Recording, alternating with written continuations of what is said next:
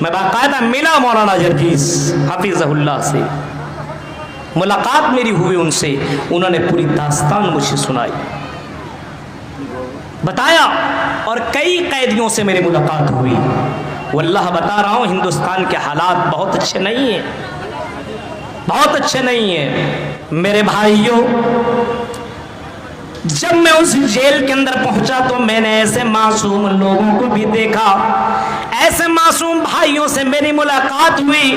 میرے بھائیوں اس نے کہا کہ مولانا آپ کی تقریریں میں بھی سنا کرتا تھا، اللہ کی قسم میں بے قصور ہوں، میں سازشوں کا شکار ہوا ہوں اور مجھے جیل کے اندر بند کر دیا گیا ہے۔ میرے 6 بھائیوں کو بھی جیل کے اندر بند کر دیا گیا۔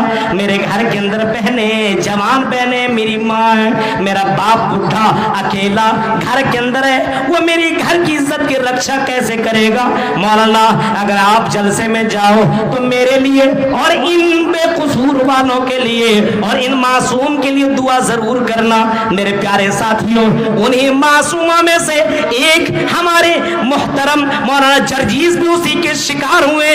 آپ ان سازشوں کو نہیں جانتے اور میں تقریر کے ذریعے سے اس ساری باتوں کو بیان نہیں کر سکتا کیونکہ یہ اندرونی بات ہے، میں آپ کو بتا نہیں سکتا، لیکن ہاں بہت جلد وہ آپ کے درمیان آئیں گے اور پوری بات وہ آپ کو سنائیں گے۔ کن مولویوں کا ہاتھ اس کے اوپر رہا اور کن مولویوں نے اس کو وہاں تک پہنچانے کی کوشش کی ہے۔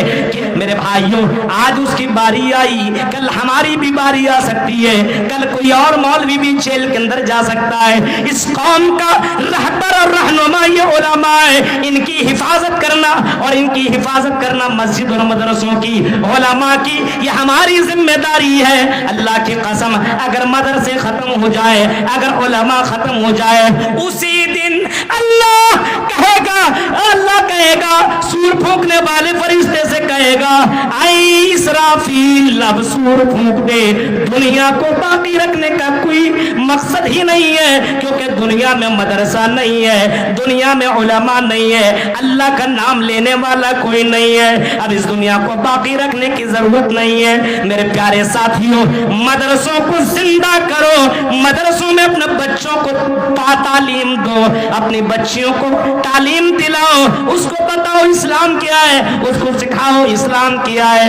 بیٹھنے کا طریقہ معلوم نہیں، چلنے کا طریقہ معلوم نہیں، کھانے کا طریقہ معلوم نہیں، اٹھنے کا طریقہ معلوم نہیں، جلسوں کے آداب کیا ہوتے ہیں یہ طریقہ ہمیں معلوم نہیں ہے، صرف ہم اور آپ کہتے ہیں کہ ہم مسلمان ہیں۔ میرے پیارے ساتھیوں، اگر مسلمان بننا ہے تو صحابہ کی طرح بنو، جن صحابہ کرام کو اللہ تعالیٰ نے یہ بتایا اور یہ سند دے دی اگر تمہیں مومن بننا تو صحابہ کی طرح بنو، اس صحابہ کی طرح فَإِنْ آمَنُوا بِمِثْلِ مَا آمَنْتُمْ بِهِ فَقَدِ اهْتَدَوْا، اگر ایمان لانا تو صحابہ کی طرح بنو، تم مومن بن جاؤ گے، مومن بن جاؤ گے اس کی طرح۔